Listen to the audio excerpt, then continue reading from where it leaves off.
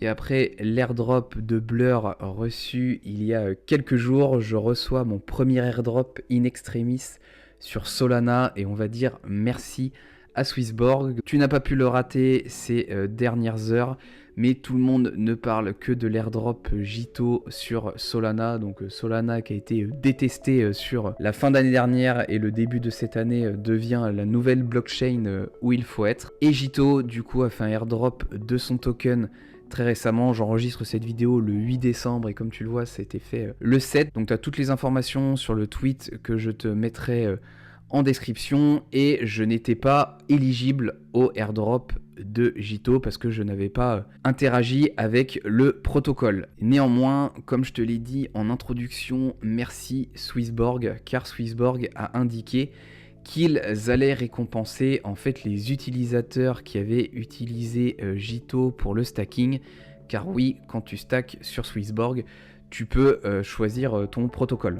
Et on se retrouve sur mon application Swissborg, donc comme tu le sais, si tu suis ma chaîne, je suis un utilisateur de Stepn, tout ce que je sors de Stepn, je le sors en Solana, et pour les faire fructifier, avant de mettre mes Solana sur Ledger et faire un peu plus de décentralisation, je suis passé par Sol Earn et j'avais commencé en fait avec Sol Stacking.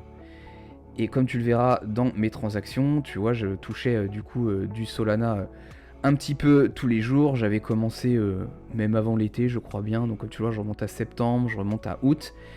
Et finalement, quand Jito était sorti, c'était plus rentable que simplement la fonction Sol Staking. Donc en fait j'avais eu la flemme pendant plusieurs semaines, mais j'avais quand même décidé de cooldown mes sols de Sol Staking pour les mettre dans Jito. Mais j'ai vraiment eu la flemme, je l'ai quand même fait et j'ai eu de la chance parce que du coup comme tu le vois j'ai commencé le 14 octobre, je me suis arrêté le 16 novembre et il fallait pour être éligible avoir fait du stacking avec Jito avant le 4 décembre. Et aujourd'hui, au moment où j'enregistre cette vidéo, j'ai reçu l'airdrop du coup transmis par Swissborg. Donc j'ai reçu l'équivalent de 49,6 Jito, ce qui fait à peu près 162 €. Et pour avoir regardé tout à l'heure, et c'est être le swap que je vais faire, ça fait environ 2,3 Solana. Et si je te fais cette vidéo, c'est pas forcément pour flex. De toute façon, je vais pas flex avec 160 balles.